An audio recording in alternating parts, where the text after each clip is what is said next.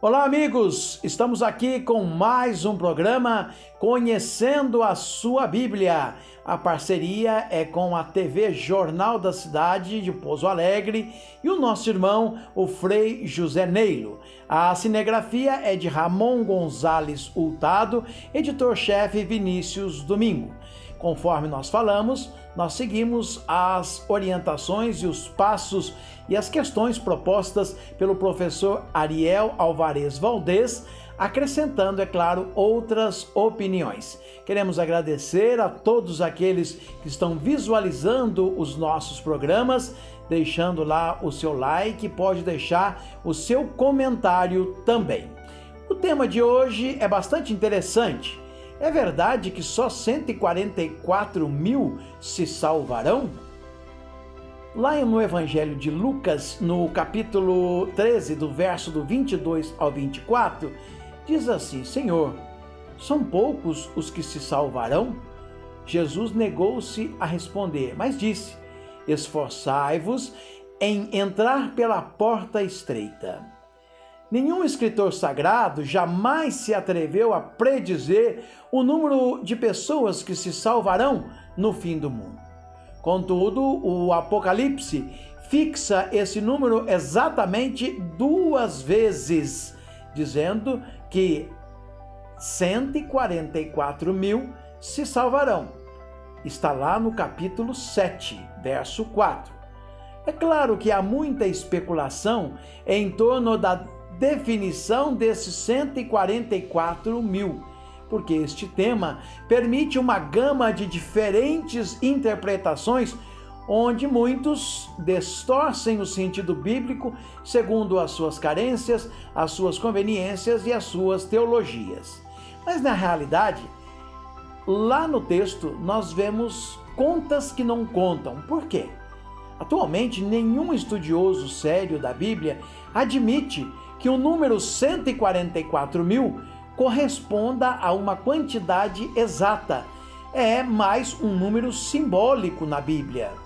Caso alguém queira dar um sentido totalmente literal, terá então que assumir que os salvos serão apenas os filhos de Israel, os judeus, e que o número de pessoas salvos serão exatamente as das tribos de Israel. Isso, logicamente, é inadmissível, porque, inclusive pelo fato de que a maioria das tribos de Israel desapareceram completamente, perdendo assim as suas distinções tribais. Também, entre nós costumamos fazer esse jogo com os números. Nós costumamos atribuir ao número 13 a sorte, ao número 7, às vezes a má sorte, às vezes a boa sorte, e também ao número 1000. Por exemplo, é muito normal a gente dizer: eu te disse 1000 vezes para você fazer isso. É claro que nós não falamos literalmente 1000 vezes, mas é uma força de expressão. Esse costume de utilizar quantidades simbólicas deve alertar-nos sobre a interpretação de certos números na Bíblia. Por exemplo, as idades dos patriarcas bíblicos. É evidente que essas idades não são reais, são deliberadamente exageradas, usadas apenas para simbolizar a bênção de Deus com uma longa vida terrena.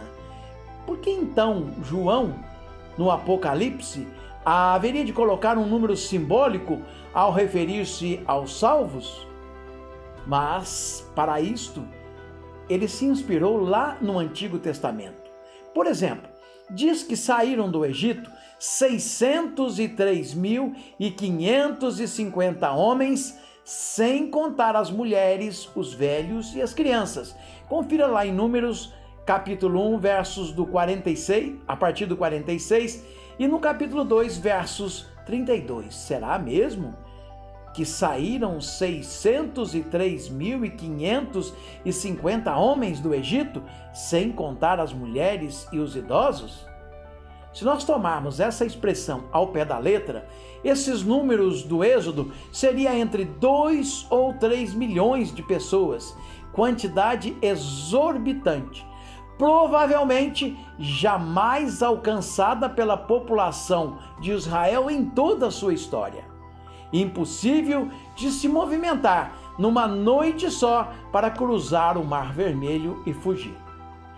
Se assim o fosse, formaria 60.350 fileiras, uma extensão de 60 quilômetros, e só conseguiriam passar o Mar Vermelho com todos os hebreus 2 dias depois. E aí como fica o texto bíblico? Se este povo ficasse em fila indiana, cobriria a distância total entre o Egito e o Monte Sinai. É muita coisa, não é? Fato contraditório com a própria vida, com a própria Bíblia. Lá em Deuteronômio, capítulo 4, versos 38, no capítulo 7, verso 7 e no 17 e 22, diz que os israelitas eram poucos para tomar as cidades quando chegaram em Canaã. Então, é contraditório. Quem era, pois, esses 603.550 pessoas, fora mulheres e idosos? De novo, a Bíblia está usando a gematria. O que é a gematria? É um método hermenêutico de análise de palavras, atribuindo um valor numérico definido a cada letra. Assim, substituindo as letras da frase hebraica todos os filhos de Israel, pelos seus correspondentes valores numéricos, temos exatamente 603.550. Ou seja, saíram do Egito todos os filhos de Israel. O número real de hebreus que saíram do Egito não ultrapassava 6, no máximo 8.000 pessoas. Quando João escreve o seu livro do Apocalipse, ele considera que a morte de Cristo nos salvou de uma nova escravidão, a escravidão do pecado.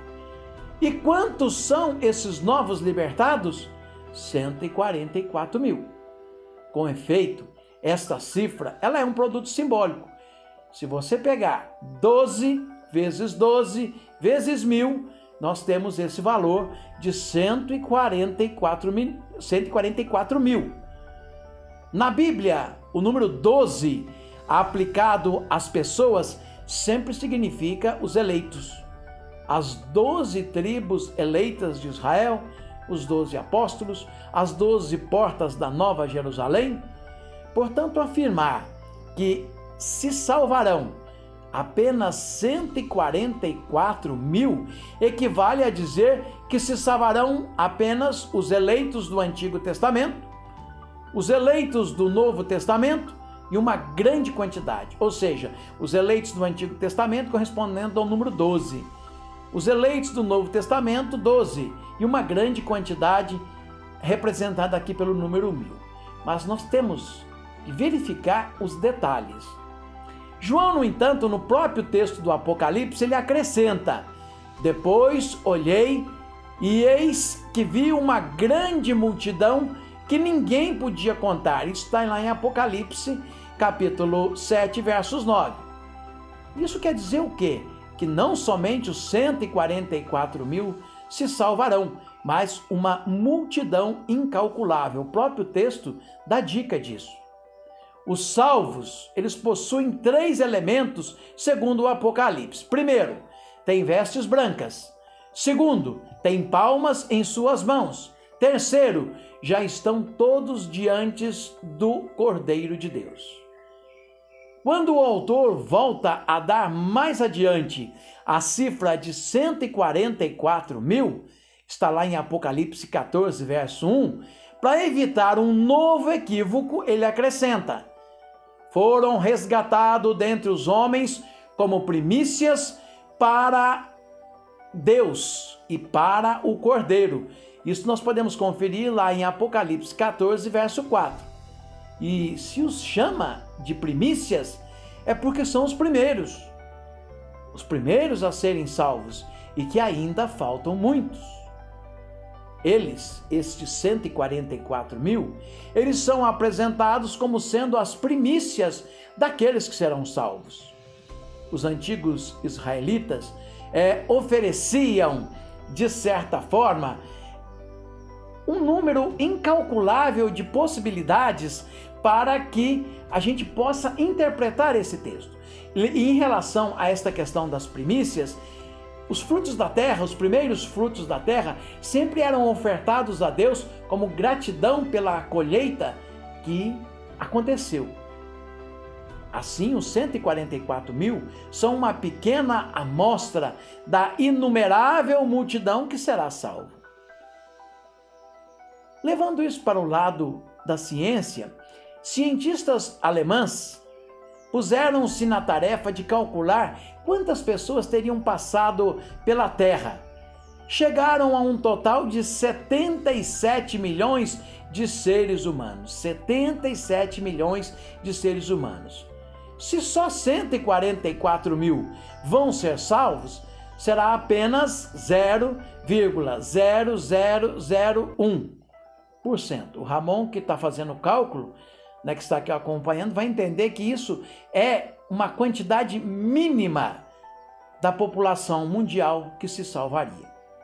Desse modo, Deus teria sido o maior fracasso e o maior frustrado da história, e Cristo, a morte de Cristo na cruz, seria ridícula, seria inútil, e o Espírito Santo, que é a força mais potente que existiu, também ficaria sem nenhum sentido.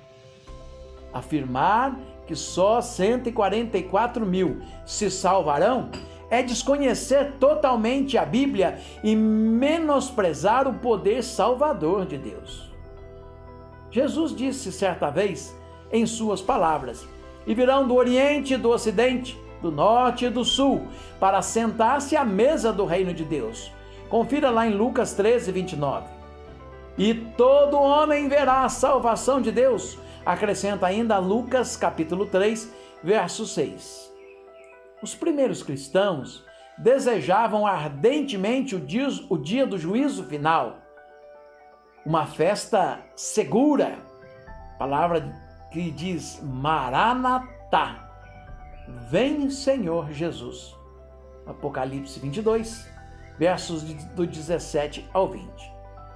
Por influência do conceito latino de justiça, começou-se a ver o juízo como uma prestação de contas, angústia e insegurança diante da sentença incerta. No século XVI, no século XI, pensava-se que a imensa maioria dos homens estava condenada. No século XIII, Berthold de Ratisbona afirmava que somente 1 em 100 mil alcançaria a salvação. Seria então um dia de terror realmente. Mas nem a Bíblia, nem a igreja, nada pode fechar um modesto número daqueles que se salvarão. Nossa preocupação, contudo, não deve ser se faremos ou não parte desse grupo de salvos, mas sim de centralizar em nossa ligação com Cristo, pois apenas através desta comunhão com Jesus, como um galho ligado ao tronco, é que nós poderemos produzir frutos de justiça. Esta é a nossa única fonte de segurança e a nossa única maneira de assegurar nossa vitória. Esperamos, é claro, meus amigos, ter respondido satisfatoriamente a esta questão, não deixado dúvidas. Mas caso você tenha alguma, ainda estude e ore bastante para entender. Que seu interesse pela verdade seja sempre crescente e que o amor de Jesus seja a grande motivação da sua vida. Não pense no dia da sua salvação. Ela é importante? É, mas mais importante é você fazer aqui e agora. E que neste aqui e agora você tenha uma profunda comunhão com Jesus. Um grande abraço e até o próximo programa, se Deus quiser.